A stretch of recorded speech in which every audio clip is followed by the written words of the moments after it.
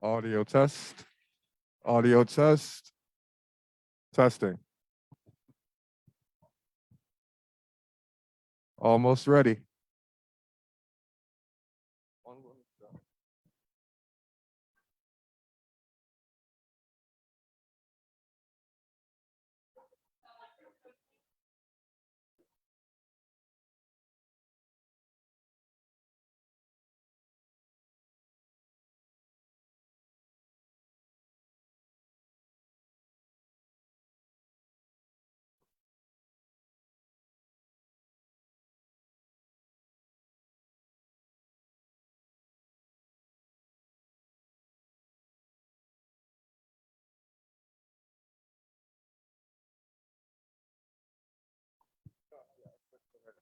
So for you as well. And I'm gonna give you a 4 second crash course. Stand would be better because I Yeah. So this is all versus the range.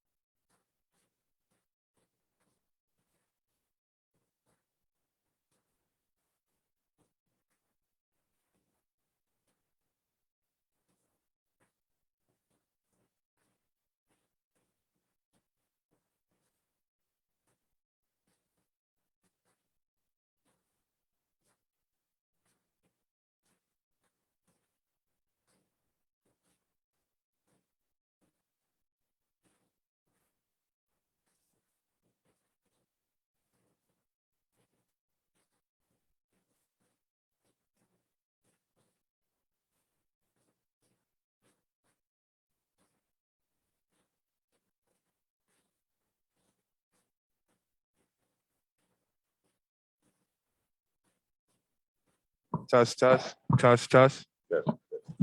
Okay. I'm gonna turn you up a little bit. all right. Are we good? Testing.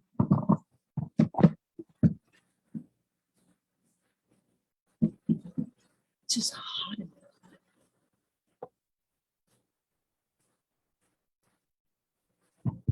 there. Okay.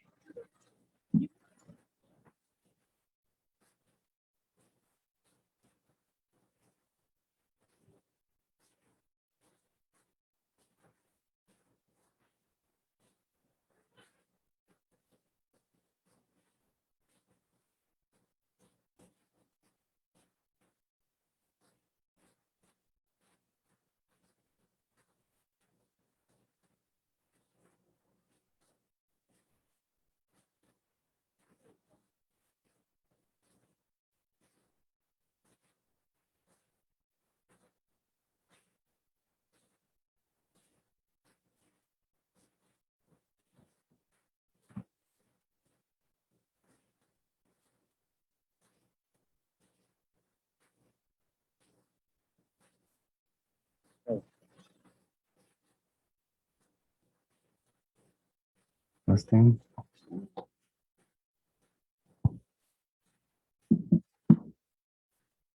Hello.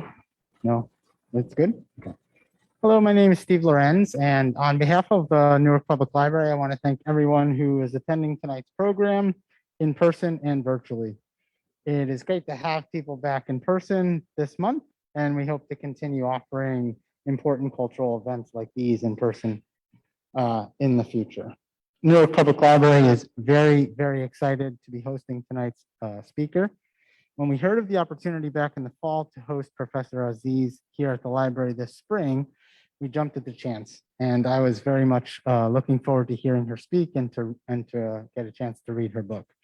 Sahar Aziz is Professor of Law, Middle East Legal Scholar, and Chancellor Social Justice Scholar at Rutgers University Law School, and the founding director of the Center for Security, Race, and Rights. Professor Aziz is currently a visiting professor at Princeton University. Her book, The Racial Muslim, When Racism Quashes Religious Freedom, was published by University of California Press in November of last year, and it is available for anyone here this evening. The book explores the historical and contemporary ways that in a country that everyone knows is supposedly holds the principle of religious freedom so dear, that value tends to get tossed aside and religion becomes racialized and certain religious adherents become suspect. I'm not going to talk any further because you don't want to hear any more of me.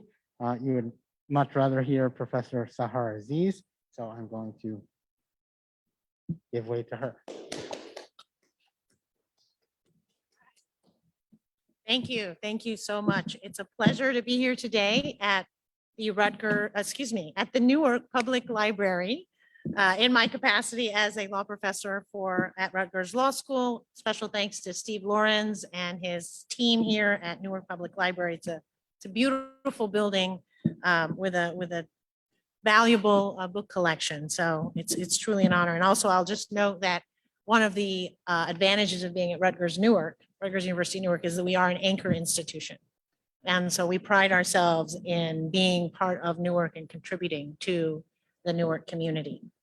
So I will give formal comments, and then after that, I will take Q&A from those that are live in the audience and also those who are online.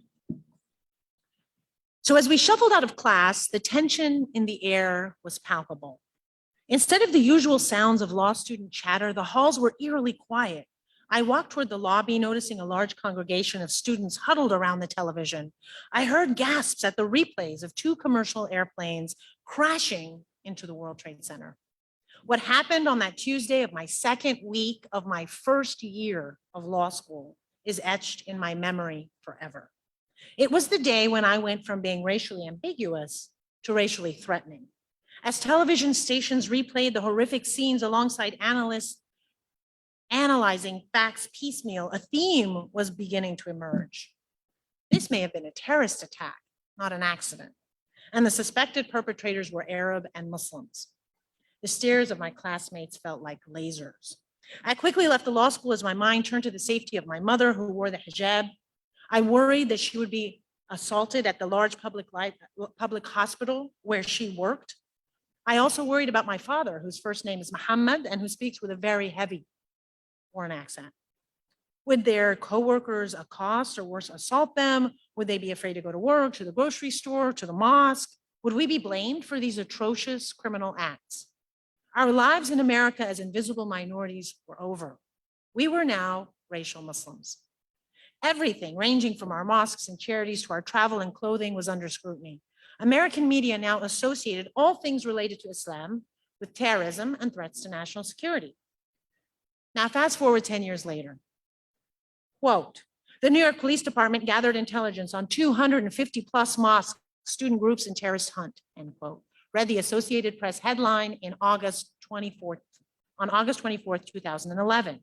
Investigative reporters had uncovered a massive multi-year surveillance program wherein the NYPD was intentionally spying on tens of thousands of Muslims in the tri-state area, including at Rutgers University, Newark and New Brunswick.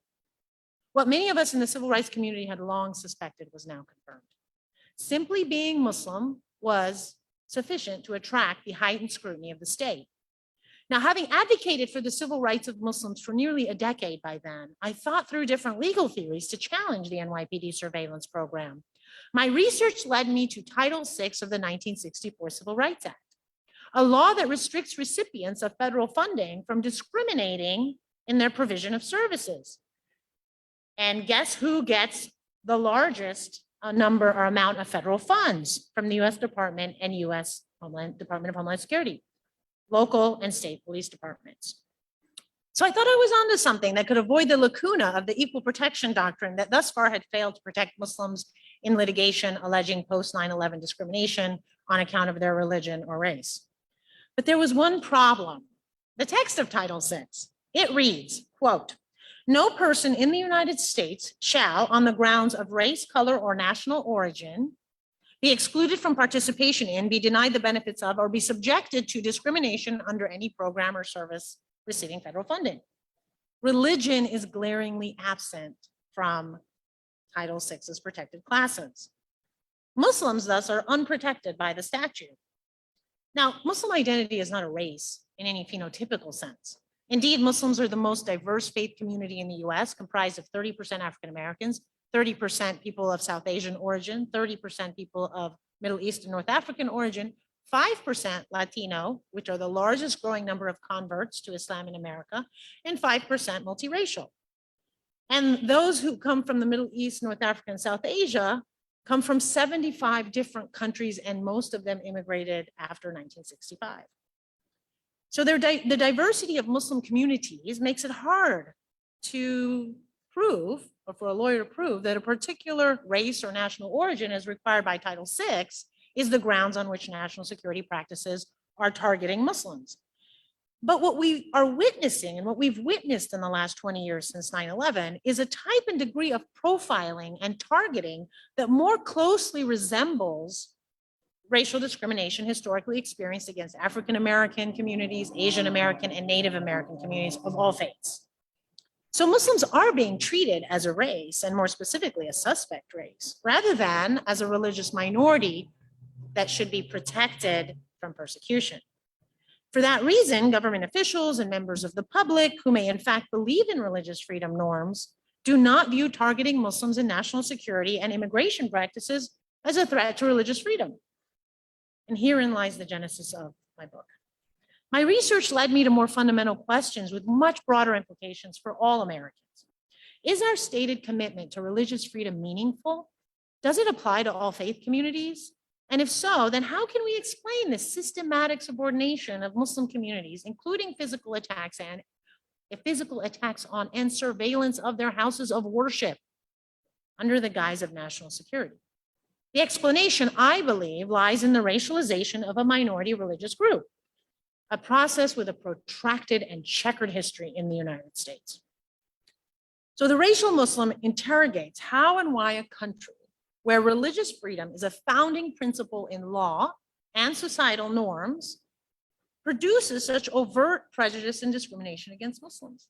How does the critical mass of Americans in the 21st century that hold unfavorable views of Muslims reconcile their mistreatment of Muslims with the nation's and their own commitments to religious freedom? More pointedly, how do Christian religious conservatives who decry assaults on their own religious freedom justify their support, as shown in numerous polls over multiple years, for state practices that infringe on Muslims' religious freedom rights? I proffer that the explanation lies in how racism intersects with religion, to racialize a religion's followers and consequently exclude them from the full panoply of religious freedom protections. So put simply, racialization causes a faith community's religious freedoms to be circumscribed or denied altogether. Now, the ways in which particular religious communities are racialized depends on domestic and international factors that are unique to each religious minority group. Thus, my intervention is twofold.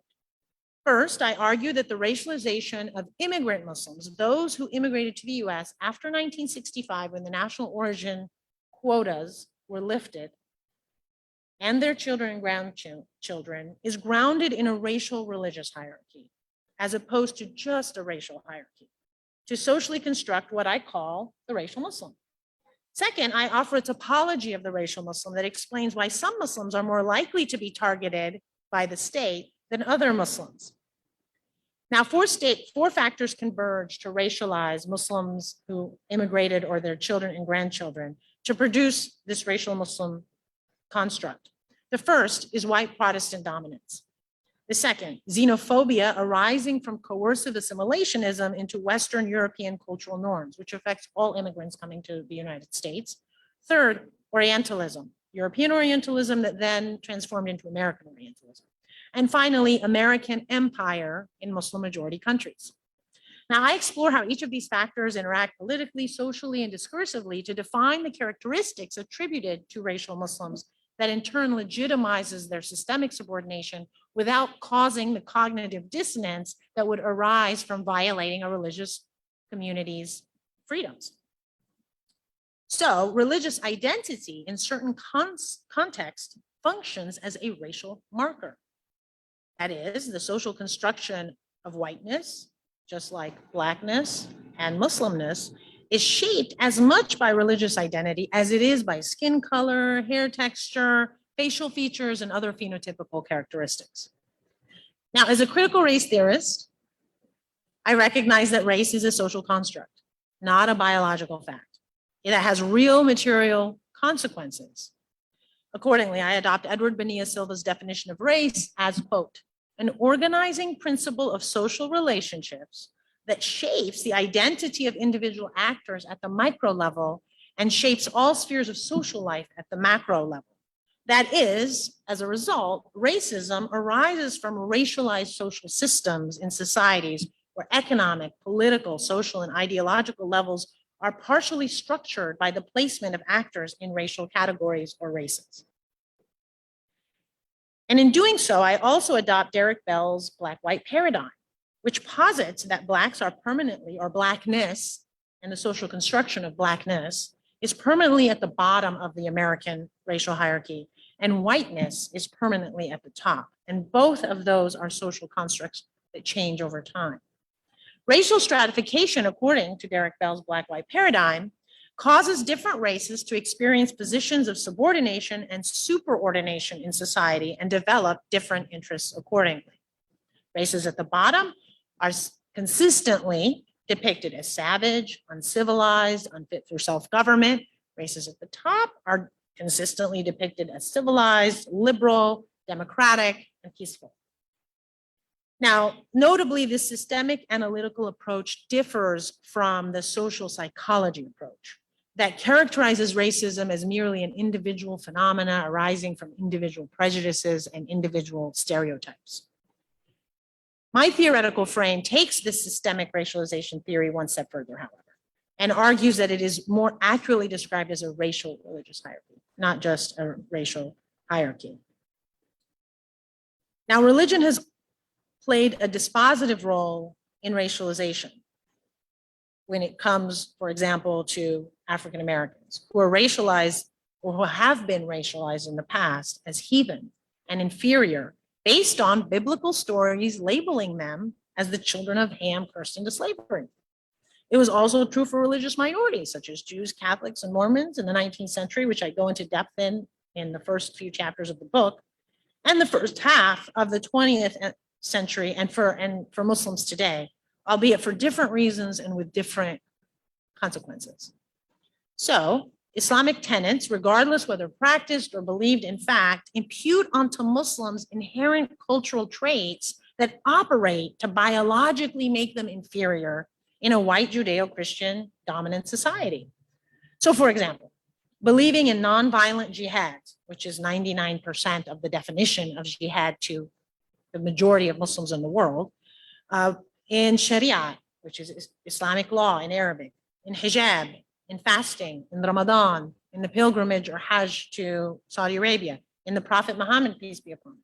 All of those, whether believed in fact or not, are associated with a Muslim's purported innate sense of despotism, violence, savagery, illiberalism, and anti-democracy.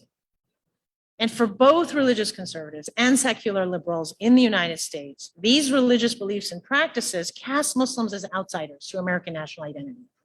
And more specifically, it casts Muslims as suspected terrorists.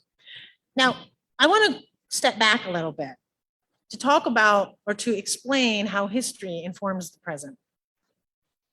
Racial constraints on religious freedom can be traced as far back as the Puritans' arrival to the United States and the reasons for leaving England. They came to the New World to practice their religion without fear of persecution by the Anglican Church or any other non-Protestant church. They also came to colonize the land pursuant to what they believed it was a covenant with God that entailed civilizing the purportedly savage natives. and they deployed divine justifications of conquest, similar to Christopher Columbus's proclaimed God-ordained destiny to discover new lands. The Puritans and other Protestants from Northwest Europe who founded the Massachusetts Bay Colony believed they were children of God with a holy mandate to create a utopian society. This founding generation believed America was an enchanted land, the city on a hill, where God commanded them to foster and protect Protestantism, which they believed was real Christianity. So this white Protestant notion, or more specifically, this Northwestern European notion of manifest destiny, has since animated America's national identity. However, when the Puritans arrived in what is now called the United States of America, they found that the native peoples not only looked different, but also practiced different religions or unfamiliar religions. And although a diverse group with differing views on the separation of church and state, these Puritans had no qualms and agreed that they had to exploit, expropriate, and dominate Native Americans, whom they believed were heathens and pagans. Puritans interpreted Native Americans' religions as evil or no religion at all. And either interpretation confirmed their belief that they were uncivilized savages, and it was the white man's burden to deculturalize and civilize Native Americans, which also entailed converting them to Protestantism. Now, this belief in the inferiority of Native Americans was also mirrored in how white slave owners treated enslaved Africans. White settlers associated enslaved Africans' non-Christian religions with real or imagined inferior racial characteristics. And while converting enslaved Africans to Protestantism was deemed necessary to civilize them, their race was considered too indelibly inferior to deserve liberty. And notably, a sizable number of enslaved Africans who were brought to what is now the United States of America from Western Africa were Muslims. In fact, there's an estimate of 30% of enslaved Africans who have come to the US, who were forcibly brought to the US, were Muslims. However, if an African Muslim slave could read Arabic, which many of them could, because Islam had been in West Africa for centuries by then, he was labeled an Arab or a Moor, which was considered inferior to whites or Europeans, but superior to Blacks or Sub-Saharan Africa, because white slave owners deemed Africans incapable of becoming literate. And according to this European supremacist logic, Northern Africa belonged to the Asiatic world, which, although inferior to Europe, was superior to Africa, Sub-Saharan Africa, in the minds of American slaveholders. And this positioning of the Middle East in Asia would soon prevent the hundreds of thousands of immigrants from what is now Syria and Lebanon from naturalizing to become citizens, because there was a law that required you to be white in order to become a citizen. And I have an entire chapter about that very interesting history. Now, although being Christian was not necessary for attaining legal whiteness, being raced as white was. And yet, and therefore, the millions of European Jewish and Catholic immigrants who were white by law did not receive the social, economic, and political privileges of legal whiteness. Two waves of mass immigration between the mid-19th century and the early 20th century triggered a white nativist backlash similar to today's xenophobia against Latinos, Muslims, and Asian immigrants. Between 1830 and 1930, approximately 38 million immigrants came to the US. In 1870, the estimated population of the US was 70 million. So think of that proportion of new immigrants coming to the US. Nearly 16 million of them arrived between 1900 and 1930. So as a result, in 1920, immigrants and their children made up 70% of New York's population. They made up 72% of Chicago's, and they made up 69% of Cleveland's. So these urban areas were largely comprised of immigrants and their children, who largely came, nearly all of them came from Southern and Eastern Europe. And so by the second decade of the 20th century, Southern and Eastern Europeans were immigrating at twice the number of the so-called English-speaking races. So the Ku Klux Klan, which had been established in the 1860s to terrorize newly freed Blacks, after the Civil War, reemerged in the early 1900s to proclaim that in addition to Blacks, Catholics and Jews were a threat to America, a domestic national security threat. But in contrast to the covert Klan of the 1860s and 1870s, the Klan in the early 1900s reemerged in mass public events. They openly recruited through advertisements in newspapers, and they elected members to political office openly. With Anglo-Protestant nativism anxiety at fever pitch at this time, the Klan membership peaked in the mid-1920s at an estimated 4 million members over 43 states. The Klan conflated white nationalism, Northern Western European identity, with religion in defense of a Protestant America. So their slogan, the Klan slogan was, quote, native, white, Protestant supremacy, end quote. And they incorporated Protestant churches and evangelicalism into their core mission. So this invocation of religious terminology, labeling white Protestants as pure and godly, and non-whites and non-Protestants as impure, ungodly, and traitorous, attracted an estimated 40,000 Protestant ministers across the country to join the Klan. Now, Irish Catholics bore the brunt of anti-Catholic prejudice. Their religious identity racialized them as a Celtic race deemed inferior to and incompatible with the Anglo-Saxon race. The media and elites portrayed the millions of indigent Irish Catholic immigrants as a race of savages and purposefully compared them to African Americans as a way to, quote unquote, blacken them. The nativists demanded a curb on immigration from Eastern and Southern Europe. Similar to President Donald Trump's and his white nativist supporters, calls for a stop to so-called chain migration from Central America and other non-European nations, and most explicitly from Muslim-majority countries vis-a-vis the Muslim ban. And failure to curb immigration would lead to race suicide of the American old stock, warned the nativists. And among those white nativists were Presidents Theodore Roosevelt Jr., Presidents Woodrow Wilson, and President Calvin Coolidge.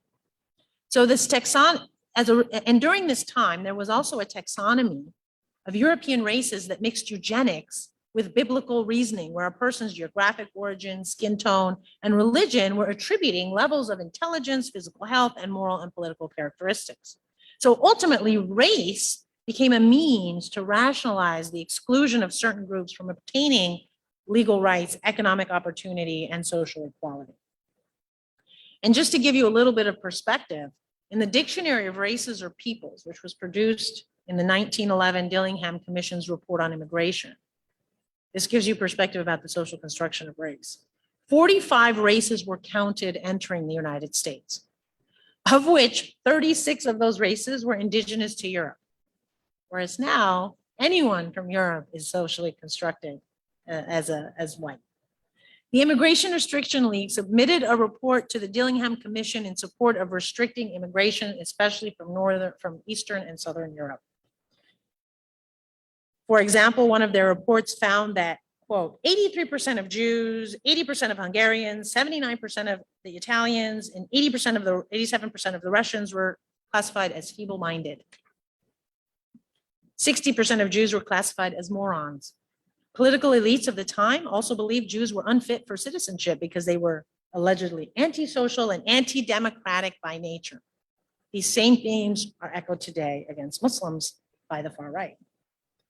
So ultimately, scientific racism's effect on immigration policy culminated in strict national origin quotas in 1924, and ultimately severely curbed immigration from Southern and Eastern Europe, as well as Asia, which was completely banned for the next 40 years. From 1924 until 1965, 70% of immigrants to the United States for over 40 years were from the United Kingdom, Ireland, and Germany, and most of them were Protestant. So this history of Jewish and Catholic immigrants from Europe brings into sharper relief the role of religion in the racialization process. These communities were legally white, similar to Muslims from the Middle East and North Africa today.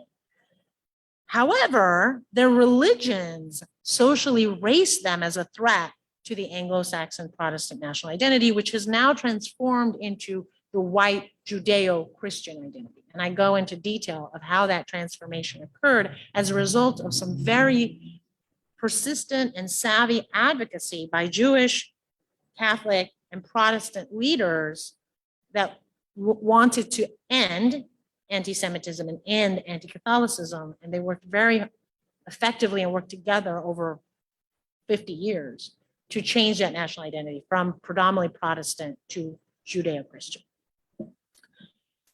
Now, at the same time that Jewish and Catholic European immigrants were immigrating in the tens of millions to the United States, African Americans were experiencing violence and discrimination in the South. This ultimately prompted more than 6 million African Americans, starting around 1916, to migrate from the rural southern cities to the Northeast and Midwest in what has come to be known as the Great Migration. In two of these cities, Chicago and Newark, where we stand today, a new Black liberation movement developed that appropriated Islamic identity as a rebuke to white Christian supremacy. Organizations such as the Nation of Islam, which was founded in 1930 in Detroit, and the Moorish Science Temple, which was founded in 1913 in Chicago and later renamed the Moorish Science Temple of America, they called on Blacks to quote unquote revert to Islam, their forefathers having been stripped of their African American Muslim identities by their Protestant slave masters. Because one of the troubling aspects of the racialization of religion and religious identity, particularly of enslaved Africans, was that because you could not practice Islam or any other non-Protestant faith, otherwise you would be beaten, and because you had a system of breaking up African Black families by selling the sons and the children and denying them even the right to marry legally, it was very difficult for enslaved Africans to continue their Islamic identity and Islamic practice over generations. There are exceptions to that, and there are some communities, but for the most part, white Protestant slave owners literally beat and coerced collective or communitarian Islamic identity out of the enslaved African community. So the Nation of Islam flipped the script on white supremacy, which had deemed Blacks heathens and whites people of God. But the Nation of Islam declared white people were the heirs of Satan. They were the white devils. This new political movement appropriated Islam as a Black liberation ideology against white supremacy and the myriad legacies of slavery. Its founder, Fard Muhammad, claimed to be God incarnate, and Elijah Muhammad, Fard Muhammad's disciple, claimed to be God's messenger. They offered African Americans who immigrated or who migrated to Chicago from the South an alternative identity where they were racially superior to whites and they rejected white supremacy. Because Christianity, or Protestantism in particular, was the religion of white oppressors used to indoctrinate African Americans, according to the Nation of Islam's ideology. And therefore, the nation taught its members self-help and promoted a racially uplifting message that emphasized Black solidarity, Black capitalism, and racial separatism. Their most famous convert, Malcolm X, became a leading voice for Black empowerment during the 1950s and 1960s civil rights movement. And as a result, the US government associated Islam with militant Blackness and political radicalism. This dangerous, disobedient, and violent Black Muslim was a racial trope that was separate from the foreign, despotic, and uncivilized Mahometan Turk, which was associated with the Orient. But this association of Islam with violence, heathenism, and savagery, whether by immigrant Muslims, particularly post 9/11, but even post 1965, or African-American Muslims starting in the 1940s, was a domestic racial ideology during which Black civil rights leaders were targeted by the FBI's infamous COINTELPRO.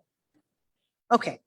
So now I would like to talk a little bit about how this affected the immigrants from Muslim majority countries who came primarily after 1965. European Orientalism and American imperial ambitions in Muslim majority countries placed immigrant Muslims permanently outside the national identity. The contemporary portrayal of Islam as a political violent ideology and not a religion, which is what Mike Flynn and many of Trump's high-level advisors went around the country saying. They literally said, Islam is not a religion, it's a violent political ideology. This is not a new narrative. This is not a new phenomenon.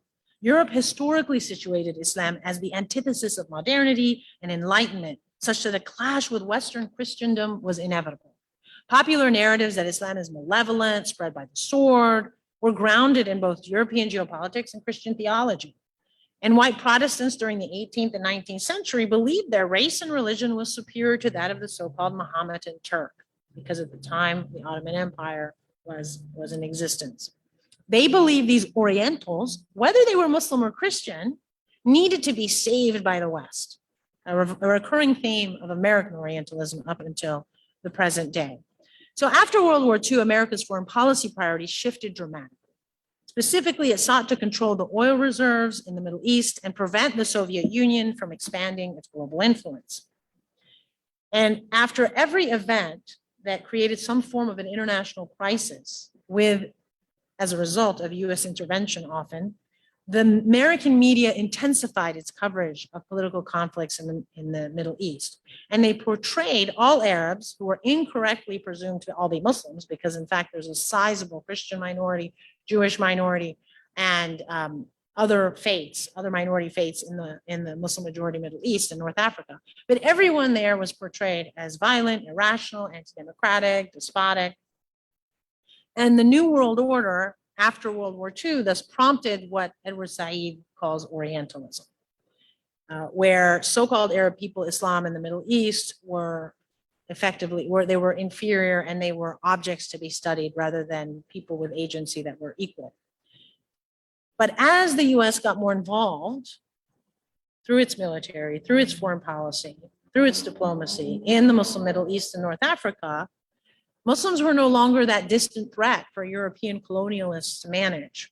They were now America's problems, as it sought to commandeer Muslim majority lands as client states in the Cold War. So this racial Muslim construct that I describe in my book was now starting to emerge. But interestingly, Muslims could still be useful. In 1957, a working group of intelligence and defense officials in the Eisenhower administration published a report that concluded that Islam was more compatible with Christianity than communism, such that it could be deployed to rally support in the Cold War.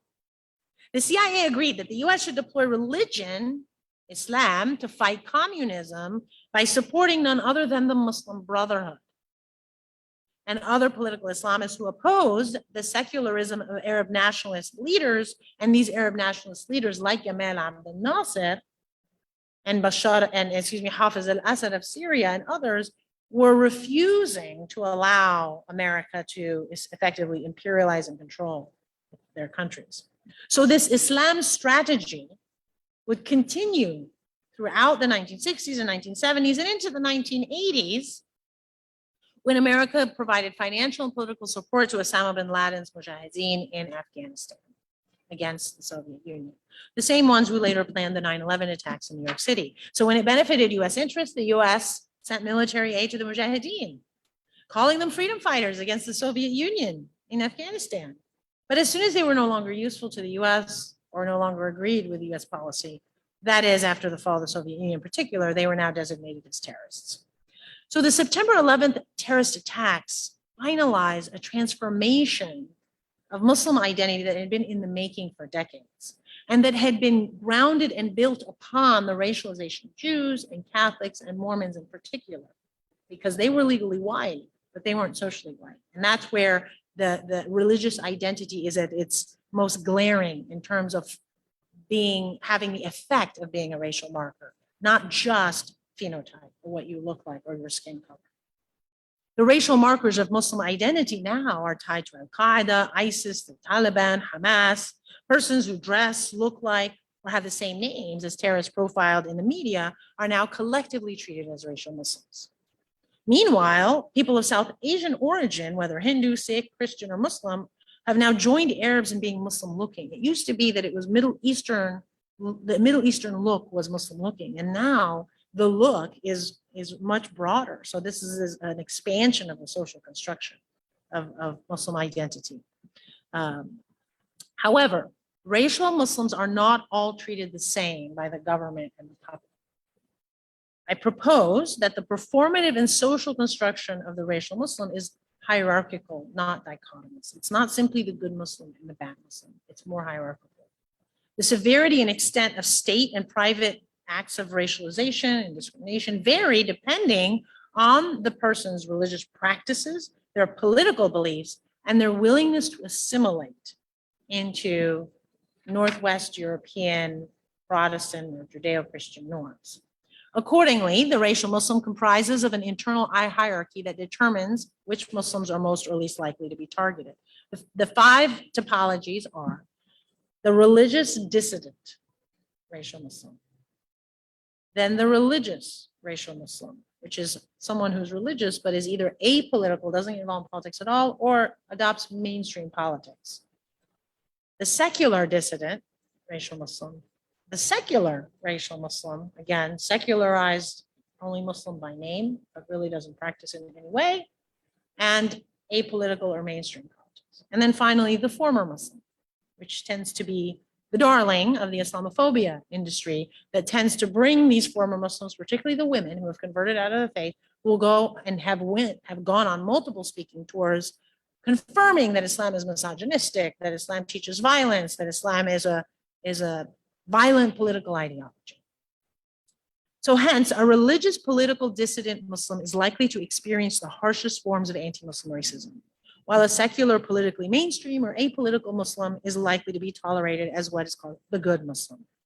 And again, while skin color, hair texture, facial features, and other phenotypical traits still affect the racialization process, phenotype is subsumed by the now racialized Muslim identity for those Muslims who are immigrants, children, or grandchildren of immigrants from Muslim majority countries post-1965.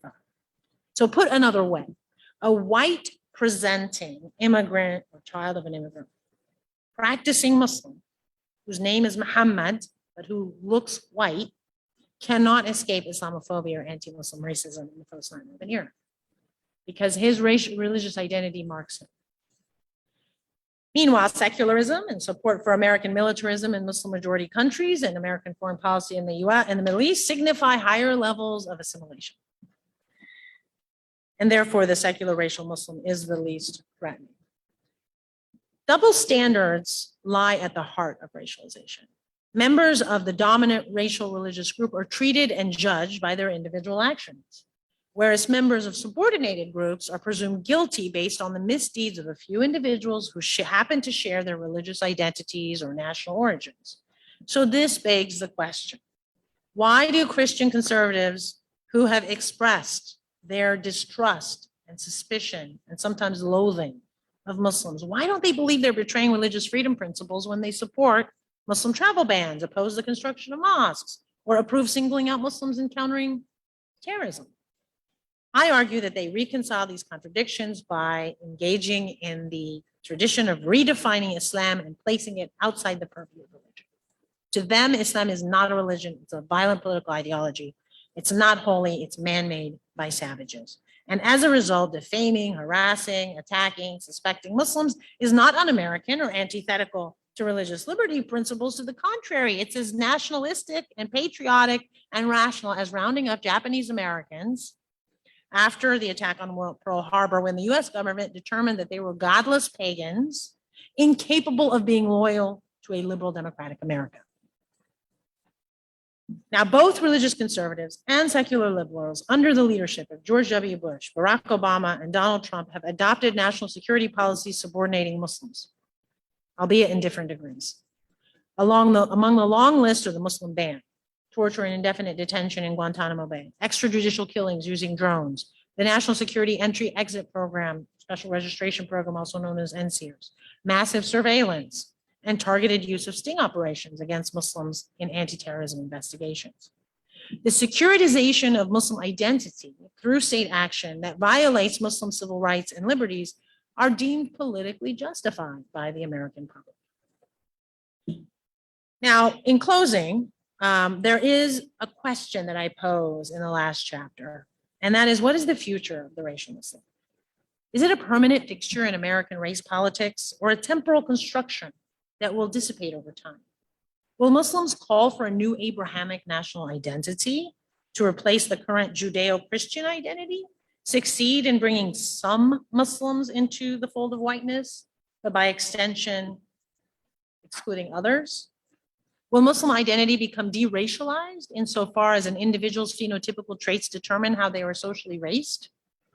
Or will Muslim identity be a racial marker that permanently bars immigrant Muslims alongside African-American Muslims who collectively experience second-class citizenship on account of their Blackness, which is tied directly to their phenotype? These questions animate the final chapter of the book, where I examine the various responses of Muslims, ranging from neoliberal multicultural interfaith initiatives to progressive cross-racial anti-systemic racism coalitions. Although calls for a new Abrahamic American national identity may decrease discrimination against some Muslims, it will create a new exclusionary racial boundary that will harm followers of non-monotheistic faiths. Anticipating this peril, a growing number of young Muslims in particular have joined these cross-racial solidarity movements that seek to eliminate altogether America's racial religious hierarchy and the privileging of whiteness, however that's socially constructed at the time.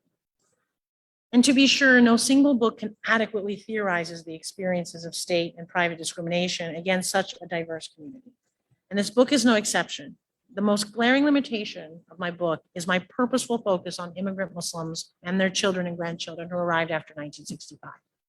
And although I take into account how the racialization of African-American Muslims has shaped the racialization of immigrant Muslims, I agree with Professor Sylvia Chan-Malek and Professor Zain Abdallah that the racialization of African-American Muslims is intertwined with the enslavement of Africans and the legacy of slavery. So while both immigrant and African-American Muslims suffer subordination arising from white Judeo-Christian dominance, different factors shape their racialization and consequent forms of discrimination. So the root causes of discrimination against African-American Muslims, I believe, or I agree with other scholars, lies largely in those legacies of slavery that produced Jim Crow segregation laws, lynching, mass incarceration, school to jail pipelines, extreme poverty in Black inner city neighborhoods, and continued segregation and economic inequalities along racial lines that harm African Americans, Muslims, and Christians and other faiths most severely. And in contrast, discrimination against immigrant Muslims and their children, grandchildren is animated largely by American and European Orientalism, American empire in Muslim majority countries, xenophobia, and theologically based Islamophobia. Whatever the future of the racial Muslim may hold, this book demonstrates that being Muslim currently circumscribes your access to the privileges of first-class citizenship, including the full panoply of religious freedom rights. The experiences of Muslims evince what African Americans and Native Americans have known for centuries. Religious freedom is not, nor has it ever been, equally available to all faiths in the United States. Irrespective of the future of American race politics and Muslims' place in it, this book is my humble attempt to equip scholars, advocates, students, and policymakers with a deeper understanding of why a religious minority faces such blatant discrimination in a nation that prides itself on and legally privileges religious freedom. Because when we acknowledge the disconnect between our ideals and our practices, only then can we fulfill our aspirations for a pluralistic and more inclusive American society. Thank you.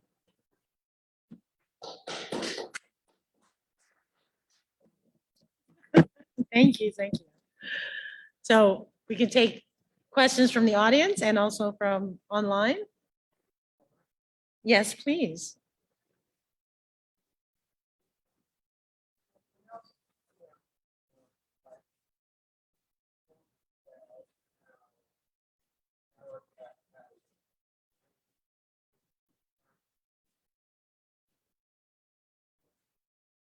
Mhm.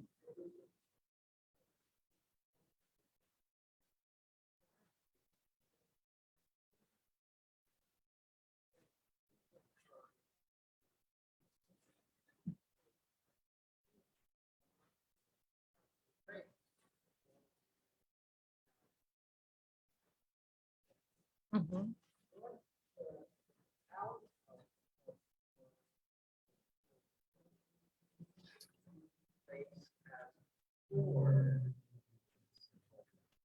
Yeah, that's a great question. Well, as a law professor, me and my colleagues are well aware of the limitations of doctrine and sometimes the mismatch between doctrine on paper, whether it's common law doctrine or statutory law, and what's really happening in the world. And right now, the way in which race is defined in law is primarily, if not exclusively, dependent on phenotypically based definitions of race, what you look like.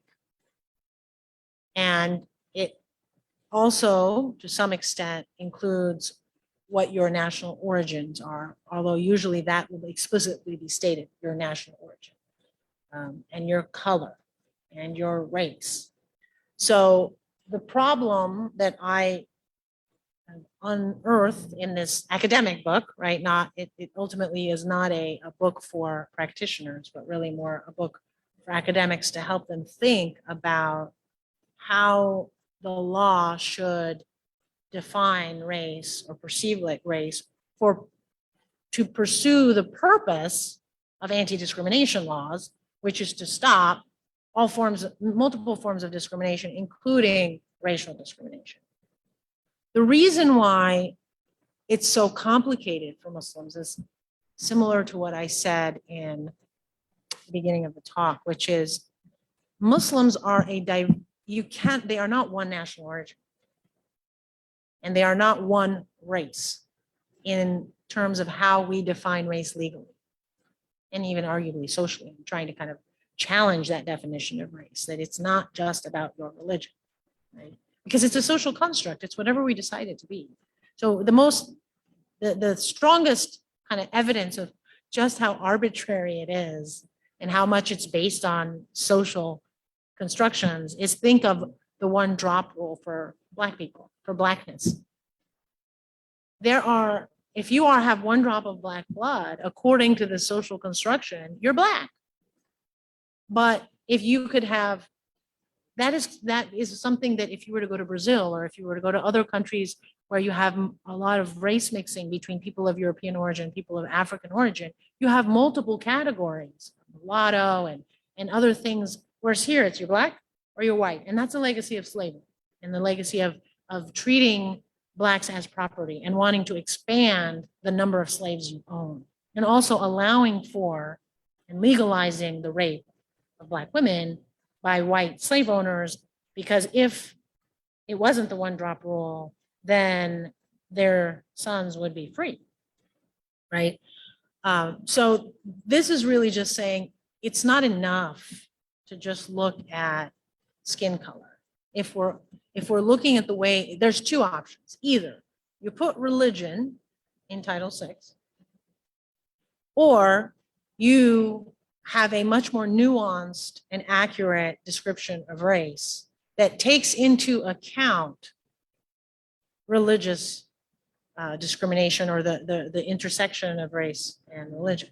And what's interesting, now I don't talk about Jewish Americans in the contemporary era in this book. It's mainly looking at the history of anti-Semitism. But that is something that has been in conversation. I mean, there was a recent kind of public debate about when Whoopi Goldberg said, well, Jews are all white people. She said something along the lines that Jews are not a race. And then there were people who were very upset about that. And that kind of brings that to the forefront of, well, we know anti-Semitism exists. And is it really as simple as saying it's just theologically based discrimination? Or does your Jewish identity impute upon you biological like inferior traits that then justify, rationalize it, discriminating against you, right? Rather than, oh, I think you're going to hell because your religion is bad. Versus, I think you're inferior. I think you, think of all the anti-Semitic tropes, right? There's a Jewish conspiracy. Jews are clannish. They're all trying to control the economy. They are not loyal to the country. They're only loyal to themselves. I mean, we can go on and on and on. But those stereotypes, they're not theologically based per se, which would be more, I think, in line with just pure religious bigotry, as your religion is wrong, my religion is right, you're going to hell, I'm going to heaven. But it's much more racial, for lack of a better term. So maybe the next book will be the doctrinal fix, but one of the shortcomings of our legal system is that our judges, our juries, our lawyers are not very well trained in the kind of socio-political aspect of legal practice and such that our laws are consistently behind the times. I mean, pick your subject, pick technology, pick education, pick anti-discrimination law, and that's pretty much why those of us who do this area of law in the academy have lots of work to do in trying to make lawyers and judges and juries understand that whatever you have on the books is usually 20, 30, 40, 50 years old. I don't know if that helped. It's a good question. Do we have any questions from online? Okay, Steve, do you have any questions? Okay, how are we doing on, do you have any questions? Oh, there is. So those who are here can purchase the book. It's also available on Amazon. Just Google the Racial Muslim Amazon. It's also available on the University of California Press, which is the publisher of the book. And for those who are in the audience, I'll give you a special discount for the University of California Press if you buy it online. It's 21V1093. And that gives you a 30% discount. So, but it looks like any other questions online, or are we good? Okay, so before I end, I just want to put a plug in for the center that I direct at Rutgers University Newark Law School, called the Center for Security, Race, and Rights. And what we do with that center is explore the practical implications of some of the theories that I described today. But more specifically, we attempt to engage in public education, advocacy, and academic research on issues related to the civil and human rights of Muslims, Arabs, and South Asians. And that includes multiple races or national origins and also multiple faiths. And therefore, if you're interested in these issues, please visit our website at csrr.rutgers.edu and join our newsletter. Follow us on social media at RUCSRR. And we've got a great talk coming up on March 30th with Dalia Mogahed, who's going to be talking about Muslims' contributions to American prosperity as part of our Desecuritizing Muslim Identity lecture series. And so with that, I want to thank everyone in the audience today, physically and online. I encourage you to read my book, The Racial Muslim When Racism Crushes Religious Freedom, and feel free to email me. I'd love to hear what you think of the book. Thank you very much.